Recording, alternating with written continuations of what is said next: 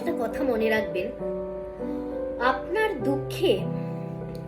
কেউ এসে আপনাকে হাসতে বলতে সবাই পারে, যে হাসো, স্মাইল করো,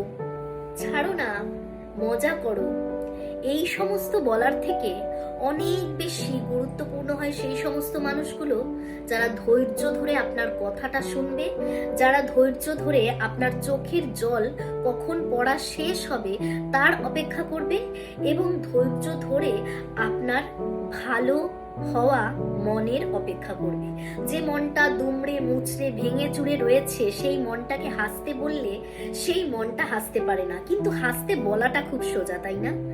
এই কারণে দুনিয়াতে অনেকেই আপনাকে জাজ করতে আসতে পারে, ওর মুখে তো হাসি নেই। অনেকে বলতে আসতে পারে, আরে ছাড় না, কি হয়েছে, একটু হাস, কোনো ব্যাপার না। কিন্তু যে মানুষটা আপনার পাশে বসে আপনার সিচুয়েশন বোঝে, আপনার পরিস্থিতি বোঝে, আপনার পরিস্থিতি দেখে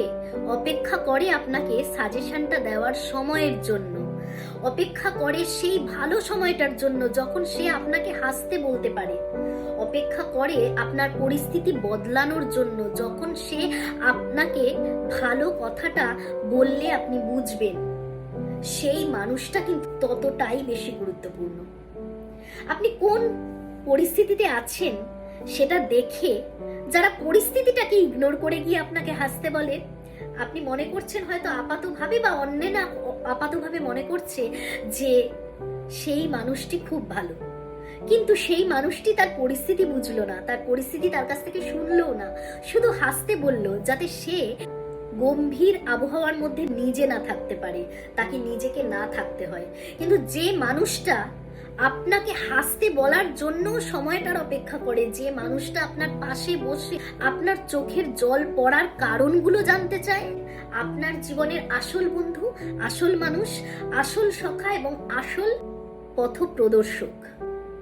দুনিয়াতে এরকম অনেক মানুষ দেখবেন যারা এসে আপনাকে দেখাবে এবং সমাজকে দেখাবে যে তারা সবাইকে কতটা হাসিয়ে রাখে, কিন্তু যাকে বলে তার পরিস্থিতি কোনোদিনই শোনার চেষ্টা করে না, তার পরিস্থিতিতে তাকে যাতে ঢুকতে না হয় তার জন্য ব্যাপারটাকে ইগনোর করে নেয়। কিন্তু তার থেকে অনেক বেশি মূল্যবান সেই সমস্ত মানুষগুলো যারা নিজেকে আড়ালে রেখেও এমনি আপনার পাশে থাকে।